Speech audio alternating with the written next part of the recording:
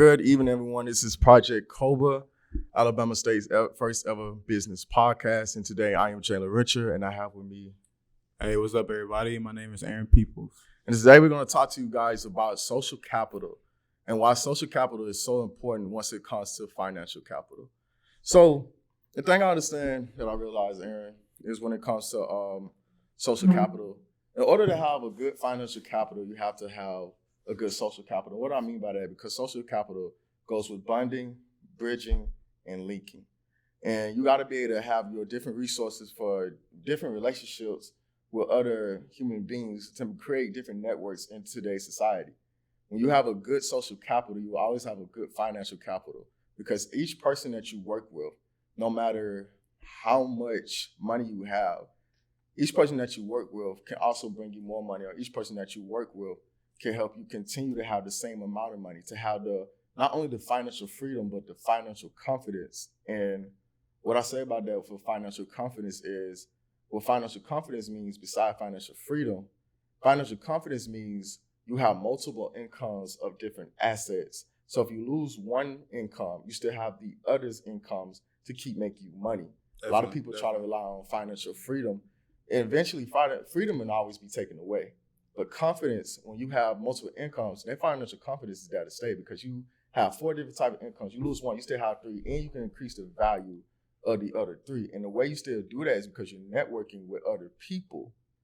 And you may lose one income, but then you find somebody else be like, hey, I have this job right here for you. You know, you're perfect for this. And I would like to hire you. And then that's another source of income. Or, hey, I know you do photography and whatever. You do stuff with your camera. Yeah. I've seen you do videos for this other guy. Can you come work for me as well? And I'll pay you such amounts much. Exactly.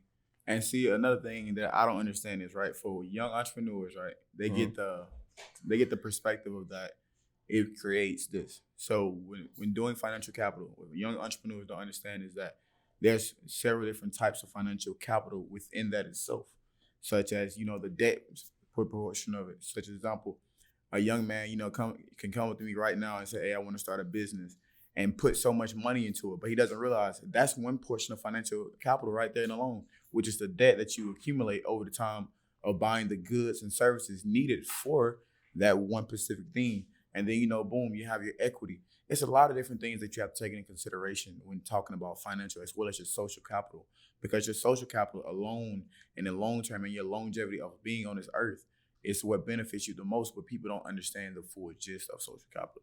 Yeah, social capital is something that a lot of people don't know about. Social capital is something that some people do know about but don't understand because there's so many multiple theories to social capital. And even when it comes to financial capital, like with financial capital, a lot of people don't understand how their own financial capital works when it comes to creating different assets because they don't know the difference between the dividends, the equities, the liabilities, and the assets.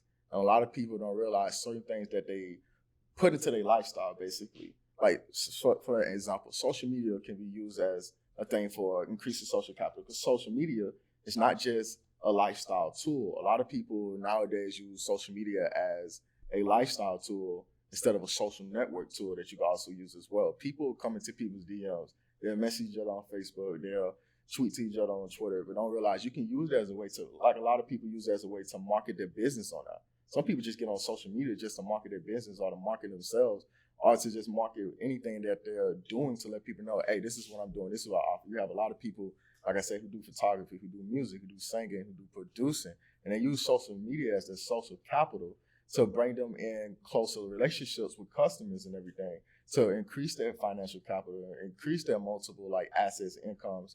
And that's the way you can use it besides it being just a liability, just to use it to get unfocused and focus more on your lifestyle, taking a picture showing this is where you're at, this is what you're doing. Many people are showing this is what I'm doing.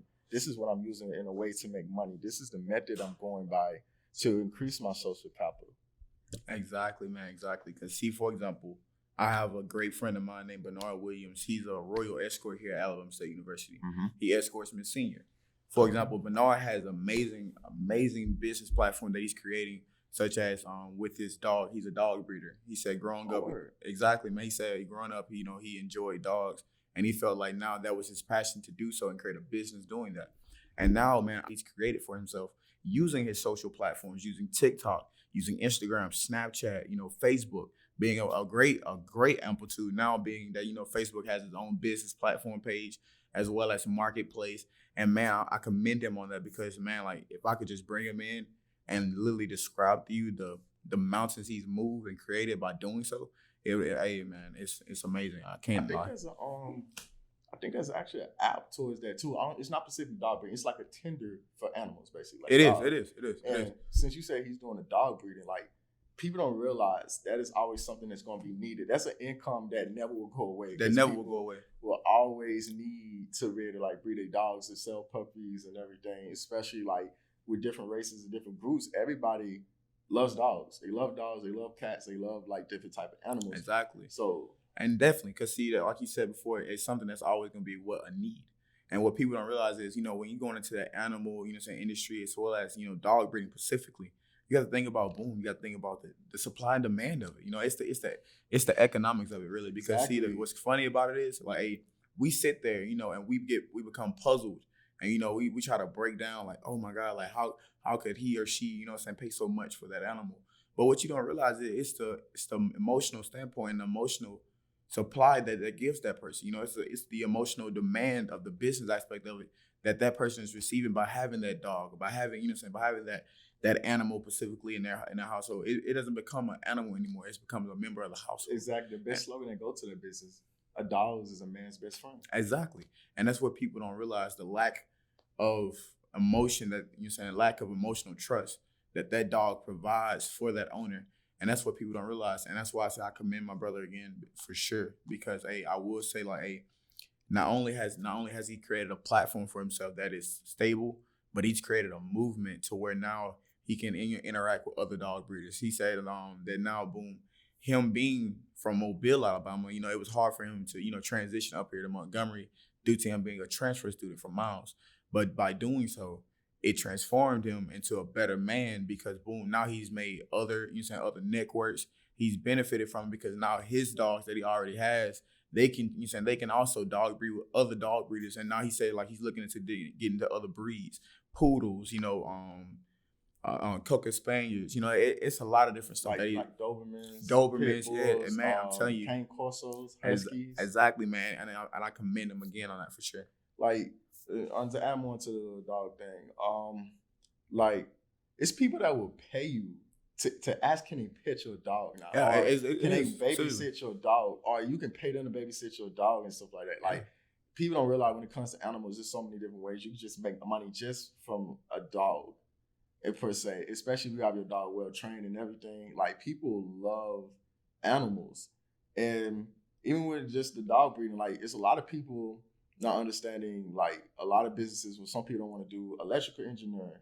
A lot of people don't realize you create major relationships if you're doing like electric work for other people's houses. And stuff like that. Man, definitely. And again, as we discussed before, in order for you to grow and develop a business of that level and that of that aptitude, it takes what? It takes social capital. It really does take that movement, and it takes that time for you to build the trust to boom, say, hey, I need to do this. I need to do that. I need to do this. All it takes simply, especially nowadays, having, Instagram specifically, because so many people, especially with TikTok nowadays, TikTok is the trend now. So boom, simply just doing 1 to 2 advertisement videos, look 30 seconds long, because if it's too long, you're gonna lose the interest of your consumer. So you need something short, sweet, to the point. And nowadays, boom, using your social media platforms, Instagram, using your Instagram story, heck, even using the Instagram video now. The Instagram video feed where you can do a live chat, or you can do, something interact with your consumer. Like, the thing I sent you that for a reason yesterday. The thing with the new iOS. Definitely the iOS 12. Now with Android and Windows, you can FaceTime people. So instead of like saying, like, some people be upset because they have a group at with a business or whatever, like a corporation, and they be like, all right, we're gonna do a FaceTime group. Then they be like, okay, it's Andy. We'll name person Andy. Andy has an Android, and Andy won't be able to participate in the franchise. Now they got to do it through Zoom or something or whatever. And some people don't know how to use Zoom. Yeah. But now with that new iOS update that's coming for the 15th update, it will allow you basically to be able to FaceTime somebody with Android Windows. So now you better have a whole complete FaceTime group. It'll make it a little more easier for corporations to get stuff done immediately without anybody having to really be there. And it's more COVID friendly. and everything. And that's another way people be now networking. Now people be like, all right, instead of me calling him, I can just FaceTime, my comrade, my colleague that has an Android, and we can still conduct business, through video. Definitely. And it makes everything more easy in networking. Definitely, man. Hey, and I will say, man, hey, I can definitely attest to that, man, because hey, I'm 20 years old, born and raised from Mount Vernon, Alabama. But hey, at the end of the day, I'm a country boy. And I commend my brother, Dylan Stallworth. He's a student here at Alabama State, a county major. He ran for SGA. Definitely. And he did. And also now he's the Apple ambassador here at Alabama State. And because of that, that's why I say, hey, I'm a country boy, man. And one thing about him, he keeps me on my toes. He makes sure that myself, as well as our other friends that we call, brothers today, that we make sure that we're on top of our technology today. And that's building a relationship. Exactly, man. And I can't lie to you, man. The other day, I felt like a 6-year-old, man. He explained to me how you can have the system now with the iOS, with Apple taught him how to do the mirror setup, which is basically using your tablet and your other Apple products to do a mirror setup to where it can literally take a bigger screen to where you can literally share your screen with your Apple MacBook as well. Yeah, because I had to teach myself actually how to do that one. I was doing it with my laptop, and then my friend had an Apple TV, so I used the Apple TV to screen the screen to do the Apple SharePlay. Yeah, man. It works a lot of wonders. It actually makes stuff a little more easy. It makes life simple. It's man. even an app where even if you don't have that, you have like a Roku where you can set up through the iPhone. So you're watching a movie or something like that. And like I said, with social capital, it becomes like more of a bonding experience. You can get people to come over, let's watch a movie, and be like, you got a TV or anything? Like, no, I got my iPhone. It's doing this and whatever. So you can definitely set it up like that through that way, and you can create a whole bonding experience like that. Like, because the main message of this, when it comes to social capital and financial capital, is that you want to, no matter what you're doing, even without social media, go talk to people, go meet new people, make new friends, go meet organizations. If you're an introvert, become a little more extroverted today.